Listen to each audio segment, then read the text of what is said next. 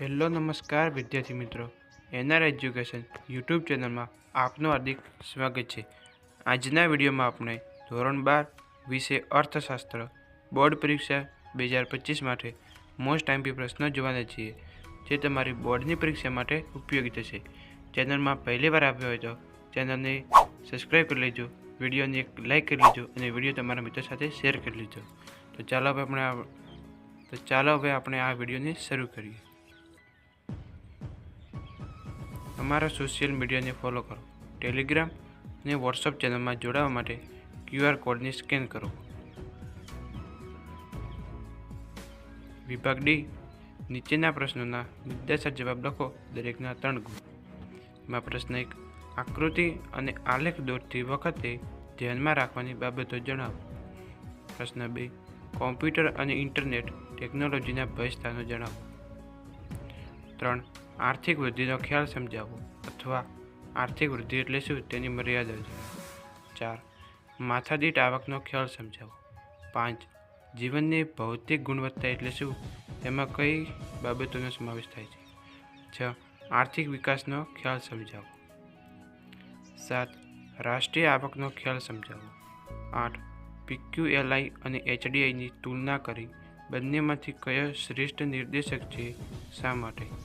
9, નાણાંનો ઉદ્ભવ અને વિકાસ જણાવી નાણાંના કાર્યો સમજાવો અથવા નાણાંના કાર્યો સમજાવો। 10, રિઝર્વ બેંકના નાણાકીય કાર્યો સમજાવો। 11, વેપારી બેંકો દ્વારા સ્વીકારતી જુદા જુદા પ્રકારની થાપણોની સમજૂતી આપો। 12, વેપારી બેંક અને મધ્યસ્થ બેંક વચ્ચેનો તફાવત જણાવો। 13, વેપારી બેંકના મુખ્ય અને ગૌણ કાર્યોની યાદી આપી દરેક કાર્યને એક એક વાક્યમાં સમજાવો। 14, મધ્યસ્થ બેંકના પરિમાણાત્મક અને ગુણાત્મક સાધનોની યાદી આપીને દરેકને એક વાક્યમાં સમજાવો। 15, વેપારી બેંકોની શાખ સર્જનની કામગીરી વિશે ટૂંક નોંધ લખો। 16, ગરીબીના માપદંડો વિશે માહિતી આપો। 17, ગરીબીના સ્વરૂપો એટલે કે પ્રકાર સમજાવો। 18, ભારતમાં ગરીબીના કારણો સમજાવો। 19, ભારતમાં બેરોજગારી ઉદ્ભવવાના કારણો સમજાવો। 20, ચક્રીય બેરોજગારીનો ખ્યાલ સ્પષ્ટ કરો। 21, બેરોજગારીની સમસ્યા હલ કરવા માટેની યોજનાઓ વિશે માહિતી આપો। 22, બેરોજગારીનું સ્વરૂપ જાણવા માટે શ્રી રાજકૃષ્ણે રજૂ કરેલા માપદંડો વિશે માહિતી આપો। 23, વસ્તી નિયંત્રણ માટેના ઉપાયો સમજાવો। 24, ભારતમાં નીચા મૃત્યુદરના કારણો સમજાવો। 25, ટૂંક નોટ લખો, વસ્તી વિસ્ફોટ। 26, ભારતમાં જાતિ પ્રમાણની વિગતે ચર્ચા કરો। 27, ટૂંક નોટ લખો, આધુનિક ખેતી હરિયાળી ક્રાંતિ। 28, ભારતમાં ખેત ઉત્પાદકતા વધારવાના કોઈ પણ 3 સંસ્થાકીય સુધારાઓ ચર્ચો। 29, નીચે ખેત ઉત્પાદકતાના કારણો સમજાવો।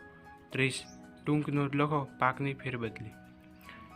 31, આંતરિક વેપાર અને વિદેશ વેપાર વચ્ચેનો તફાવત સમજાવો। આ પ્રશ્ન ખૂબ જ મોસ્ટ આઈએમપી છે। 32, લેણ દેણ તુલના ચાલુ ખાતા અને મૂડી ખાતાનો તફાવત સ્પષ્ટ કરો। 33, વિદેશ વેપાર માટેના કારણો સમજાવો। 34, લેણ દેણની તુલનાનો અર્થ આપી તેના પ્રકારો, ખાતાઓ તેમજ લેણ દેણની તુલનાને અસર કરતા પરિબળો જણાવો। 35, ટૂંક નોટ લખો, વિદેશ વેપારનું કદ। 36, ભારતના વિદેશ વેપારના સ્વરૂપમાં થયેલા ફેરફારો સવિસ્તાર જણાવો। 37, વિદેશ વેપારની પ્રવર્તમાન સ્થિતિ જણાવો। 38, ભારતમાં વિદેશ વેપારની દિશામાં આવેલા ફેરફારોની સવિસ્તર જણાવો। 39, ભારતમાં ઉદ્યોગોનું મહત્વ જણાવો। 40, વિશિષ્ટ આર્થિક વિસ્તાર વિશે સમજૂતી આપો। 41, માલિકીના આધારે ઔદ્યોગિક માળખું સમજાવો।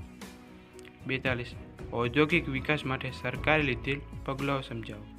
43, નાના પાયાના ઉદ્યોગોનું મહત્વ સમજાવો। 44, સ્થળાંતરનો અર્થ આપી તેના પ્રકારો સમજાવો। 45, સ્થળાંતરના કારણો વિશે માહિતી આપો। 46, ભારતમાં રેલવેના વિકાસ અંગે ટૂંક નોટ લખો। 47, શહેરીકરણની સમસ્યા હળવી કરવાના ઉપાયો જણાવો। 48, શિક્ષણનું મહત્વ જણાવો। 49, ટૂંક નોંધ લખો, પેટ્રોલિયમ. 50. ટૂંક ન લખો વીજળી. ધોરણ 12ના બીજા વિષયના IMP પ્રશ્નો માટે ચેનલને સબસ્ક્રાઈબ કરો. વિભાગી નીચેના પ્રશ્નોના સવિસ્તાર ઉત્તર આપો, દરેકના 5 ગુણ. એમાં પ્રશ્ન 1. આર્થિક વિકાસના નિર્દેશક તરીકે જીવનની ભૌતિક ગુણવત્તાના આંક વિશે સમજાવો. પ્રશ્ન 2. આર્થિક વૃદ્ધિ અને આર્થિક વિકાસ વચ્ચેનો તફાવત જણાવો. માનવ વિકાસ આંક એટલે શું, તેના ઘટકો સમજાવો, અથવા માનવ વિકાસ આંકમાં કઈ કઈ બાબતોનો સમાવેશ થાય છે તેની સમજૂતી આપો. 4. સાટા પદ્ધતિનો અર્થ આપી તેની મર્યાદાઓ સમજાવો, અથવા વસ્તુ વિનિમય પ્રથા એટલે શું તેની મુશ્કેલીઓ જણાવો. 5. ફુગાવાનો અર્થ અને કારણો સમજાવો. 6. ભારતમાં ગરીબી ઘટાડવાના ઉપાયોની ચર્ચા કરો. 7. ગરીબીના નિર્દેશકો સમજાવો. 8. ભારતમાં બેરોજગારીની સમસ્યા હલ કરવાના ઉપાયો સમજાવો. 9. જન્મદરનો અર્થ આપી ભારતમાં ઊંચા જન્મદર માટેના કારણો સમજાવો. 10. ભારતમાં ઊંચા જન્મદર માટે જવાબદાર આર્થિક પરિબળો સમજાવો. 11. ભારતમાં કૃષિની વર્તમાન સ્થિતિની સમીક્ષા કરો. 12.